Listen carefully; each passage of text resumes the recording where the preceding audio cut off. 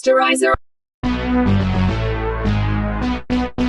Sanibona igama le-series yethu i-The Haves and Have-Nots esiyibhalelwe uTyler Perry. Siqale endaweni yase-Atlanta kwenye indawo eyaziwa nge-Savannah emzini wey'gwili. Isibongo sakhona ika-Cryer, lapho umama wakhona uMrs Cryer ayekhuluma khona nomkhwenyana wakhe efonini okuJim Cryer. And siyathola ukuthi namhlanje usuku lwe-birthday yakhe uMr Cryer uhlanganisa iminyaka ewu-50, ngoba siyathola ukuthi ngaleso sikhathi uMrs Cryer unkosikazi wakhe wayemtshela ukuthi kufanele abe sekhaya ngalolo suku kulungiselelwa iphathi yakhe ye-50th birthday. uMrs Cryer njengoba wayekhuluma nomyeni wakhe efonini wayemazi ukuthi umyeni wakhe uDoji uhlezi namaqhinga, njengoba namanje uJim, ngokuthi uJim kwakuyindoda vele ehlezi namaqhinga, wayesehhotela ngesikhathi ekhuluma nomkakhe. uMrs Cryer engazi ukuthi umyeni wakhe usehhotela. uJim Cryer ngalamaqhinga akhe ngalolo suku wayebhukhe intombazane encane azolala nayo kulelo hhotela. unkosikazi kaJim uMrs Cryer watshela uJim ukuthi kumele abe sekhaya ngoba kuzobuya ney'ngane zakhe for a surprise dinner. wezwa engayithandi lento uJim, sibesakhuluma wangqongqoza emnyango lentombazane eyayine-appointment noJim Cryer. waqamba amanga unkosikazi wakhe uJim Cryer emtshela ukuthi kungena umngane wakhe uDavid emnyango, naye owayeyijaji. wavalelisa kumkakhe uDavid wayovulela uCandice lentombazane eyayine-appointment nayo. uJim noCandice bahlangana.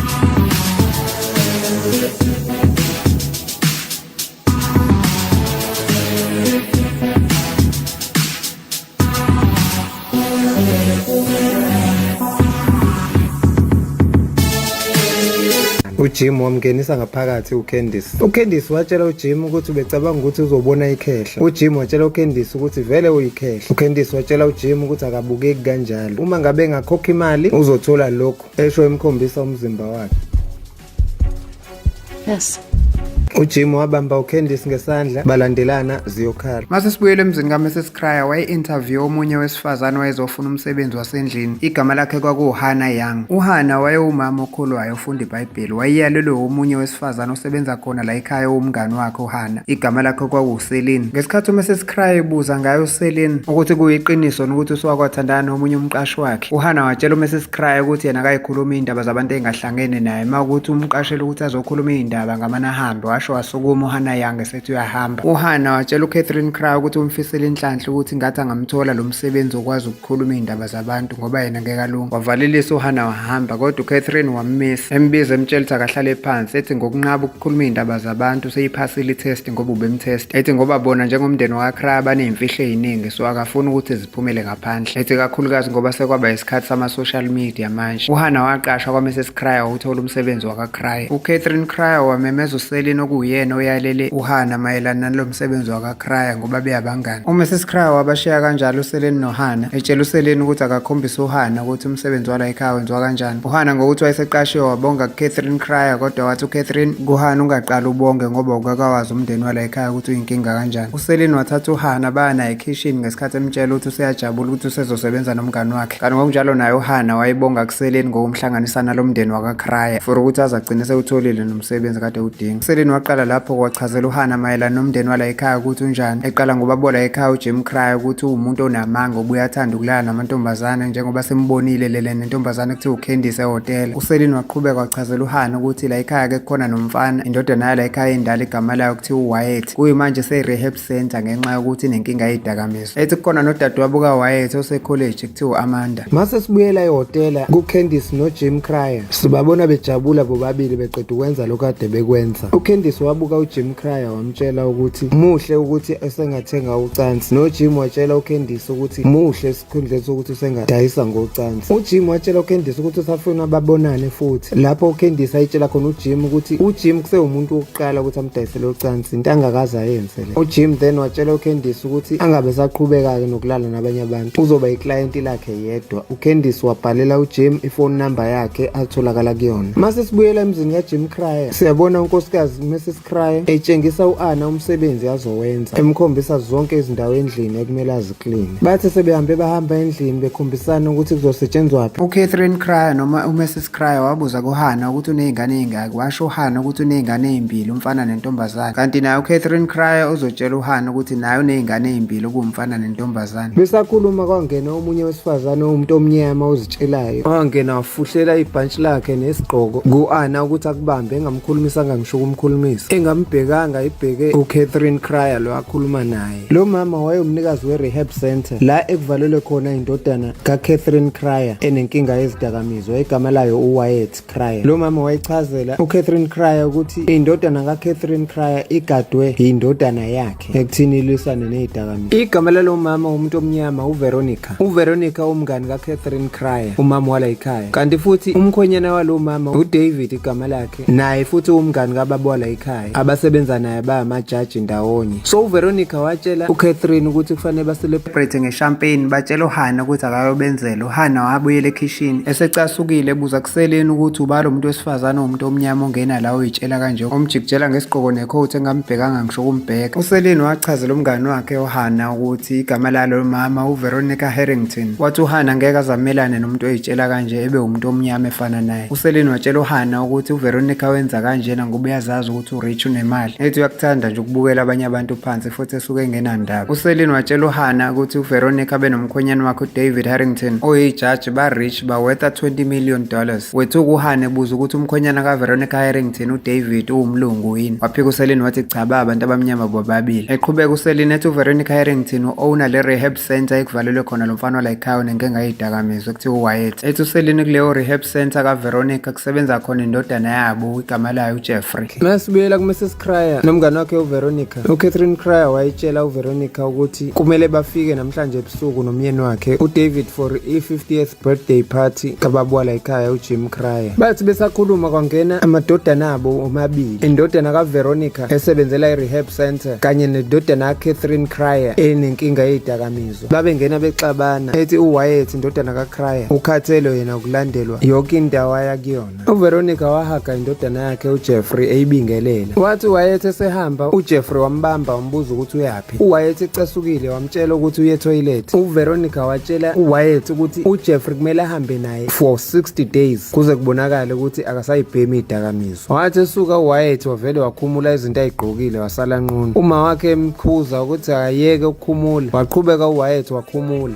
wababuza ukuthi bayabona yini ukuthi ngoba usesele nqunu akukho la afihle khona ama-drugs. wasuka lapho wahamba waya etoilet ehamba nqunu. uVeronica wavalelisa kumngani wakhe uCatherine wamtshela ukuthi uzombona ntambama ephathini kababa wala ekhaya. wamemeza uHana ethi akamlethele icoat yakhe nesigqoko sakhe. uSelini wachazela uHana ukuthi labafana kade bengena manje amadodana labo mama abahleli ngale lounge. lo umlungu uWyatt wala ekhaya, lo muntu omnyama uJeffrey ogade uWyatt erehab, ethi kodwa uhleze emlandela ngathi umsile. ethi lapho nalo uWyatt akamfuna uJeffrey ukuthi alokho emlandela eseduze kwakhe. uWyatt wangena engagqokile wabingelela uSelini embuza ukuthi ubalo yami naye. uSelini watshela uWyatt ukuthi ngeke azamphendule engagqokile. uWyatt wayiqhubekela waya etoilet watshela uSelini ukuthi wayezalwe enje. uWyatt wadlula phakathi kwawo amamidi bemshalazela bengafuni ukumbuka. kwathi kusenjalo kwaqhamuka uJeffrey lo wayehlezi elandelana noWyatt wacela ukudlula. bebuzana ukuthi ngabe uJeffrey uzophinda aye etoilet naye futhi baqhubeka bahleka. uMrs Cryer wayibuza kuJeffrey ukuthi ukhona nomehluko kwindodana yakhe uWyatt. uJeffrey watshela uCatherine Cryer ukuthi ukhona umehluko ngoba uWyatt akaze abheme for 7 days. waphinde wacela uCatherine ukuthi akabekezele. uCatherine Cryer watshela uJeffrey ukuthi ayikho into azoyibekezela ngoba ziningi izimali abayikhokhile. uMrs Cryer uCatherine watshela uJeffrey ukuthi uzomlungisela i-guest room njengoba ezile ezogada uWyatt ngokuthi uWyatt uvakashile esuka e-rehab center. kodwa uJeffrey watshela uMrs Cryer ukuthi uzolala endlini kaWyatt ndawonye noWyatt. bathi besakhuluma kwafika ubaba ekhaya uJim Cryer esezolungiselela ibirthday yakhe. uJim Cryer wacasuka ebona indodana ihamba nqunu endlini embuza ukuthi uyasangana yini. wasuka lapho uJim wathethisa uJeffrey embuza ukuthi kufanele akhulume nobaba wakhe yini ngalento yokungawenzi kahle umsebenzi wakhe we-rehab. uJim ecomplaina ngokuthi ziningi izimali ayispenda ngokuthi kulapheke uWyatt inkingeni yezidakamizwa. uJim watshela indodana yakhe uWyatt ukuthi wayethe uzoziyeka izidakamizwa. wathi uWyatt kubaba wakhe uyazama. ubaba wakhe wamtshela ukuthi akazame kakhulu. kusenjalo kwafika indodakazi yala ekhaya uAmanda owumfundi wasekholeji ohlala eRest oyindodakazi yakhe uJim noCatherine olama yena lo Wyatt onenkinga yezidakamizwa. ibuza noJeffrey ukuthi ikhona yini inqobekela phambili ngomfowabo uWyatt erehab. intombazane yala ekhaya uAmanda wayefika ebuye ekholeji watshela abazali bakhe ukuthi uhambisana nomngani wakhe afunda naye ekholeji ahlala naye eRest. waphuma ethi usawumngenisa, kodwa ekungeneni kwalowo mngani kaAmanda wacishwa waquleka uJim ethi usawukubona ukuthi lowo mngani wengane yakhe uCandice lo kadelele naye ehotela. indodakazi kaJim yathatha umngani wayo uCandice wamkhombisa iroom yakhe. bathi bebuzana amantombazane ukuthi azogqokani. uCandice wakhombisa umngani wakhe ingubo ebomvu azoyigqoka. bafika bonke abantu abantu emcimbini we-birthday kababa wala ekhaya uJim Cryer, ngoba uVeronica wabuya esebuya nomyeni wakhe uDavid. uCandice wayemile nendodakazi kaJim Cryer, bencishana amehlo noJim ngesikhathi sokufika kweyivakashi, nokuyilapho indodakazi kaJim Cryer eyambuza khona ukuthi yini inkinga yakhe njengoba ethule kanjena kungajwayelekile. Kodwa izinto zanga ngokuba tense ngenkathi uHannah Young, umsebenzi omusha kade eqashwa namhlanje la ekhaya, okuma kaCandice ethuswa ukubona ingane yakhe yesigebengu uCandice ize ephathini yakulomuza kade eqashwa kuwona. Lapho uCatherine Cryer umedium wakhe wazamtshela ukuthi bebemthumile ukuthi ayolanda ama-drinks. Kwathi ukuthuleka endlini, indaba yazaqala uVeronica